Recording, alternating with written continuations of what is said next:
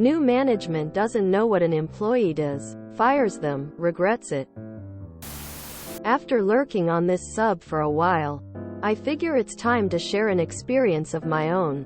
I used to work for a company that supplied a range of man cave type items: pool tables, darts equipment, arcade machines, pinball machines. You get the idea. A few years after I started working there, the company was sold, and the new owner wanted to shake things up. The company wasn't doing great financially, and changes definitely did need to be made. But the very first change the new owner made very nearly sunk the entire business. At this point I shall introduce you to John. Not his real name, of course. John worked somewhere between 10 and 80 hours a week, turned up and left at completely random times, hardly ever spoke to anybody, and spent all of his time hidden away in a little room at the back of the warehouse. John was also the highest paid non-managerial employee. The new owner didn't like this, and within a few days of arriving had told John that he had to start working regular hours like the rest of his employees. John refused, and 2 weeks later John was fired. This was a mistake. You see, nearly 50% of the business's income came from the sale of pinball machines. However, almost none of that was from brand new machines. Almost all of it came from classic models that had been repaired and refurbished.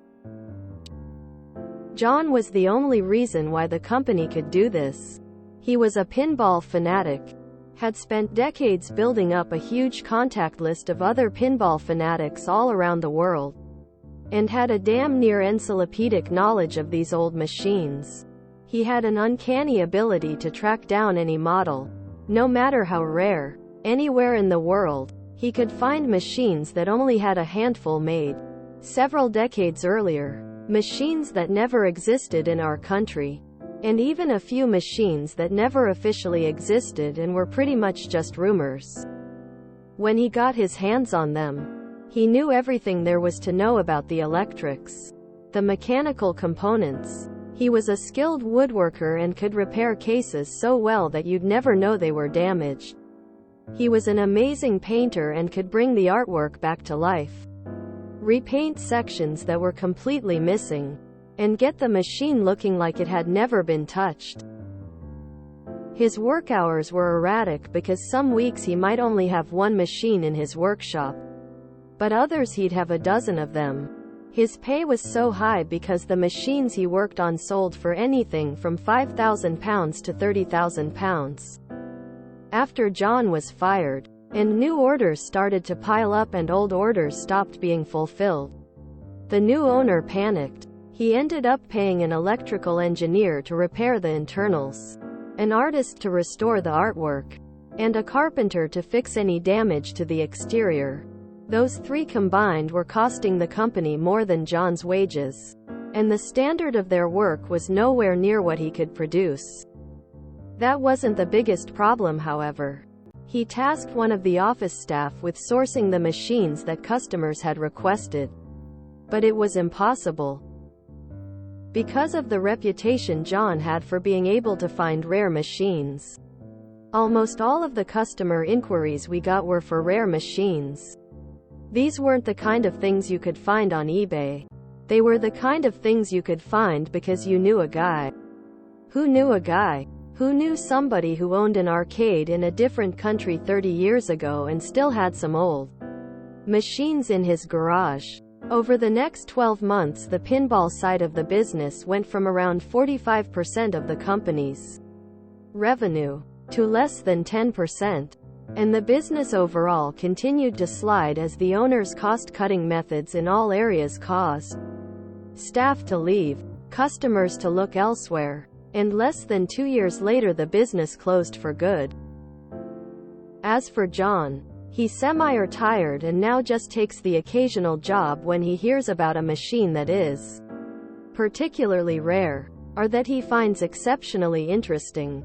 And from around half a dozen machines a year he earns enough to enjoy a very comfortable semi-retirement. classic case of, you're not paying me for the hours, you're paying me for the years. They saw that they paid him way more than the other people, so naturally the cost-cutting reflex kicks in and, phew, don't you know, we just saved us a ton of money. What they never ask themselves is, why is this guy getting paid so much? Because he's your institutional memory. He's the guy who knows everything. Managers. They know the cost of everything. They know the value of nothing. Reminds me of what happened to my dad. New kid came in and decided the job my dad had been doing for 25 years required a college degree, and forced him to take a demotion. He was close to retirement anyway, so he decided, why the hell not? Cue a whole lot of panic on the company's part and a whole lot of, not my problem, from my dad. He unfortunately passed before he could retire. At the memorial, one of the guys from his company introduced himself as one of the 5 people they had hired to replace him at his old position. Why do new managers never talk to anyone or ask any questions?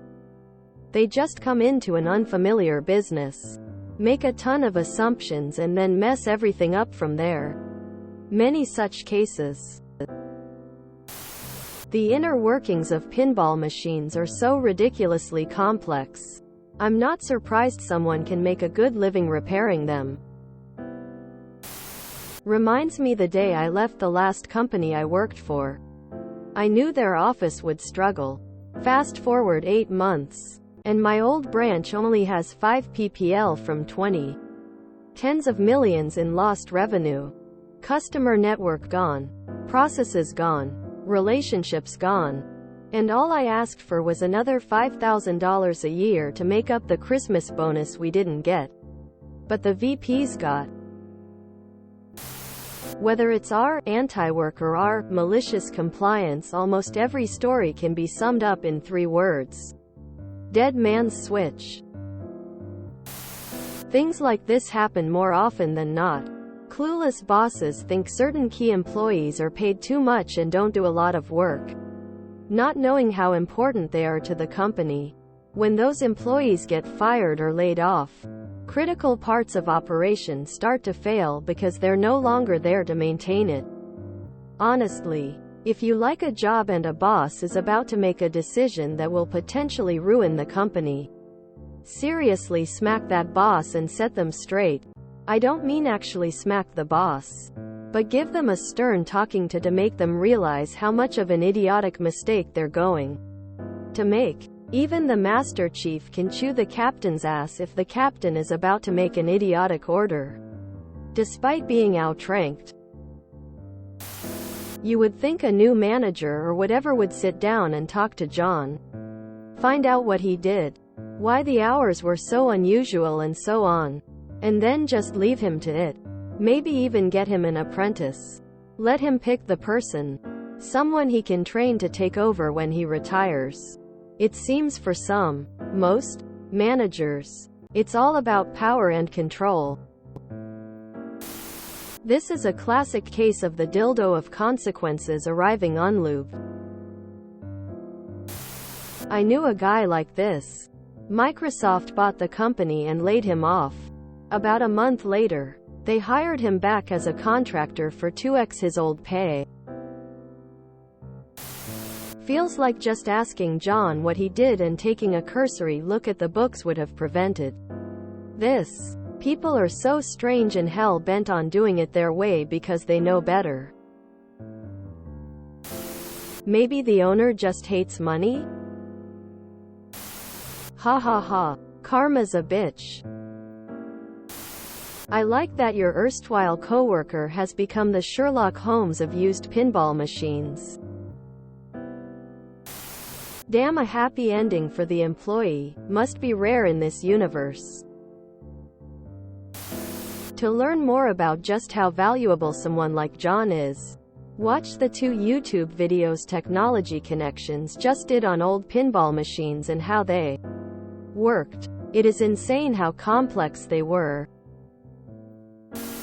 John is a legend. Sounds a lot like that Twitter genius. If I were to acquire a company that had a well-paid employee who kept their own hours, I would look long and hard at what they're doing. It's either critical or they're freeloaders. But freeloaders don't really come to work that often. If you enjoyed this video, please check out our playlists full of similar content. Epicaricast is like doom scrolling for your ears. Please like, share, and subscribe.